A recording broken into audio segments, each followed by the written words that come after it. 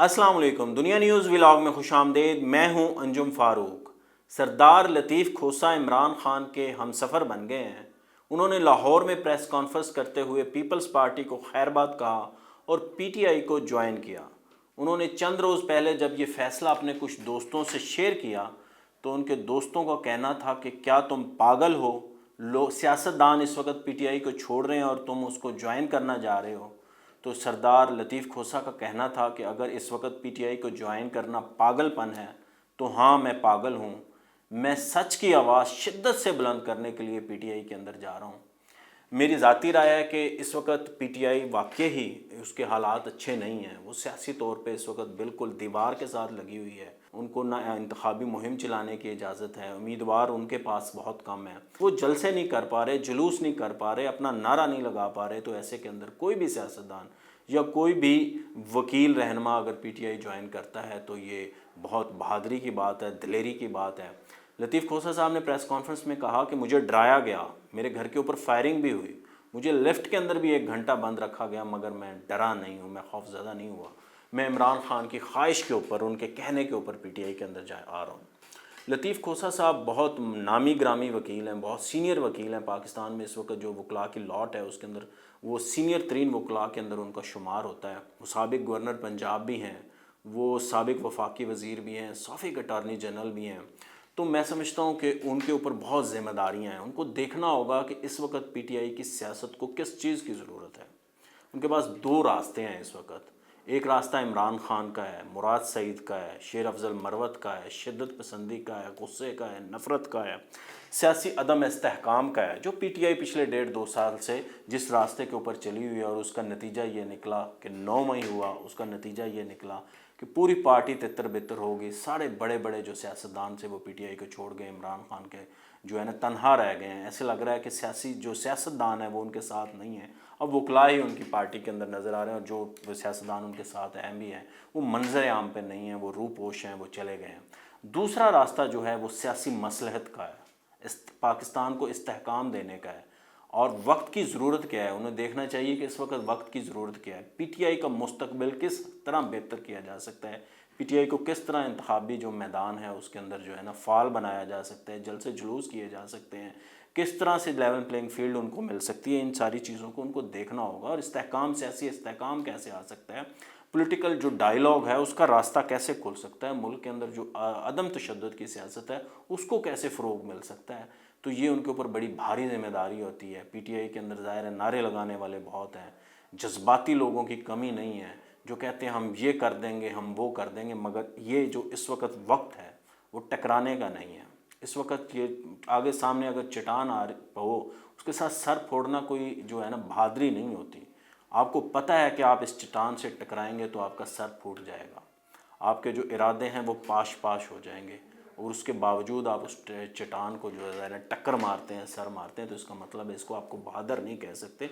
आपको देखना ये होता है कि सियासी मसलहत क्या है, वक्त की ज़रूरत क्या है। वो इमरान खान साहब से भी बतौर वकील मिलते हैं, वो उनको भी जाके समझाएं कि इस वक्त पीटीआई को किस चीज़ की ज़रूरत है। इस वक्त उनको लेवल प्लेइंग फील्ड मिलने की ज़रूरत है, उनके उम्मीदवार खड़े हों, उनको इलेक्शन के अंदर जो है ना भरपूर कैंपेन करने की इजाज़त होनी चाहिए। उसके बाद अगर उम्मीदवार खड़े होंगे, अगर तगड़े उम्मीदवार उनके पास होंगे, अच्छे उम्मीदवार होंगे, तो उससे ज़ाहिर है पीटीआई को फ़ायदा होगा। पीटीआई के ज़ाहिर है लोग जीतेंगे, अवाम के अंदर उनकी मकबूलियत है। इस चीज़ को मत भूलें कि आपको अंदर अवाम में मकबूलियत, उसको आपको वोट के अंदर ट्रांसफ़र करना है। मकबूलियत का कोई फ़ायदा नहीं होता अगर वो वोट के अंदर ट्रांसफ़र नहीं होती। अगर आपके पास अच्छे कैंडिडेट होंगे, लोग अट्रैक्ट होंगे, लोग वोट डालने जाएंगे। पोलिंग स्टेशन तक जाना आसान नहीं होता। आप घर से निकलते हैं, अपने कंफर्ट जोन से निकलते हैं, वहाँ लाइन में लगते हैं, 2-3 जगह वहाँ लाइनों में लगना पड़ता है, रश होता है। तो उसके अंदर वो सारी जो है ना कष्ट जो काटना है वो आम आदमी नहीं काटता। तो आपको अपने वोटर को कायल करना है कि आप घर से निकलो। सोशल मीडिया पे ज़ुबानी जमा खर्च सब कर लेते हैं, मगर घर से निकल के वोट डालना ये एक बड़ी ज़िम्मेदारी होती है, बड़े थका देने वाला अमल होता है। तो ये एक हर आदमी के ऊपर, हर शख्स के ऊपर, हर पाकिस्तानी के ऊपर जो वोटर है, जो 18 साल से ऊपर उम्र है उसकी और उसका शनाख्ती कार्ड बना हुआ है, वोट बना हुआ है, उसके ऊपर लाजम है कि वो जाए और अपना जाके वोट डाले और अपना जो है ना हुक्मरानों को चुने, ताकि वो फिर गिला जो है ना उनको वो नहीं आ सके। जो हमारे लतीफ़ खोसा साहब हैं वो ज़ाहिर है उनका इंतखाबी सियासत के अंदर कोई ایکسپیرینس نہیں ہے, وہ جو پولیٹیکل حکمت عملی ہوتی ہے, اسٹریٹجی ہوتی ہے, اس سے بھی مکمل طور پر نامبلد ہیں. وہ ہلکے کی پالیٹکس نہیں کرتے ہیں, وہ الیکشن نہیں لڑتے ہیں, انہیں الیکشن لڑنے کا بھی تجربہ نہیں ہے, ان کو پتہ نہیں ہے. اور جب وہ الیکشن لڑیں گے تو ظاہر ہے ان کے پاس جو ہے نا ورکرز کی بھی کمی ہوگی, اور ان لوگوں کی کمی ہوگی جو پارٹی کے ساتھ مخلص ہیں, جو ان لوگوں کی کمی ہوگی جو کھوسا صاحب کے ساتھ خود کے ساتھ مخلص ہوں گے. تو اور کھوسا صاحب جو ہے نا برادری کی جو سیاست ہوتی ہے, جوڑ توڑ کی سیاست ہوتی ہے, اس کو بھی ظاہر ہے وہ اسی طرح نہیں کر سکتے. جب وہ گلی محلے میں جائیں گے تو وہ لوگوں کو بائی نیم نہیں جانتے ہوں گے, وہ وہاں کے جو کونسلر ہوں گے, وہاں کے جو ناظم ہوں گے, جو سرکردہ لوگ ہوں گے حلقے کے اندر, ان کو بھی نہیں جانتے ہوں گے. ظاہر ہے اس کا ظاہر ہے نقصان ہوگا. تو وہ کنٹریبیوٹ جس چیز میں کر سکتے ہیں تو وہ کنٹریبیوٹیشن ان کی اسی میں ہی ہے کہ وہ اپنی پارٹی کے لیے جو ہے نا فضا بنا سکیں, بہتر فضا بنائیں, اچھا چہرہ ثابت ہو سکیں. اگر انہوں نے بھی مار دھاڑ کی سیاست کرنی ہے, شدت پسندی کی سیاست کرنی ہے, گالم گلوچ کی سیاست کرنی ہے, نفرت کی سیاست کرنی ہے, تو پھر ایسی شمولیت کا کوئی فائدہ نہیں ہوگا. یہ بھی آپ دیکھ لیجئے, کہا جا رہا ہے, واقفان حال کہتے ہیں, دعویٰ کرتے ہیں کہ ان کو آفر کیا گیا ہے کہ آپ لاہور سے جو ہے نا نواز شریف صاحب کے خلاف الیکشن لڑیں. اس سے پہلے تو ظاہر ہے نواز شریف صاحب کے خلاف الیکشن یاسمین راشد صاحبہ نے لڑا تھا 2013 میں, 18 میں نواز شریف نے نہیں لڑا تھا, مگر یاسمین راشد صاحبہ نے اسی حلقے سے الیکشن لڑا تھا جس میں نواز شریف صاحب لڑتے ہیں. تو مگر اب وہ راشد صاحبہ جو ہے نا چونکہ جیل میں ہیں, مگر وہ کنوکٹڈ نہیں ہیں. کنوکٹڈ جب تک نہیں ہے وہ, تب تک وہ الیکشن لڑ سکتی ہیں, ان کے کاغذات نامزدگی جمع ہو سکتے ہیں, لوگ ان کی کیمپین کر سکتے ہیں. دیکھیے اگر نواز شریف صاحب کے خلاف وہ الیکشن لڑتے ہیں تو وہ کس قدر کامیاب ہوں گے. ان کی عوامی مقبولیت ایسی ہے, ان کے پاس اتنے وسائل ہیں, اتنی حکمت عملی ہے, اتنے جوڑ توڑ ہے کہ وہ نواز شریف کو ہرا سکیں. مگر ظاہر ہے وہ ڈیپینڈ کر رہے ہیں نا عمران خان کی مقبولیت پہ, ان کے ووٹ بینک پہ. کھوسا صاحب کا اپنا تو ظاہر ہے کوئی ووٹ بینک نہیں ہے, اپنی تو کوئی مقبولیت نہیں ہے, اپنا تو کوئی معیار نہیں ہے ان کا پالیٹکس کا. وہ پیپلز پارٹی میں بھی ٹیکنوکریٹ کے طور پہ رہے. ان کی واحد جو پی ٹی آئی کے پیپلز پارٹی کے اندر جو آپ کہہ لیں ان کو رہنے کی وجہ تھی, وہ زرداری صاحب سے تعلق تھا, ان کے کیسز تھے.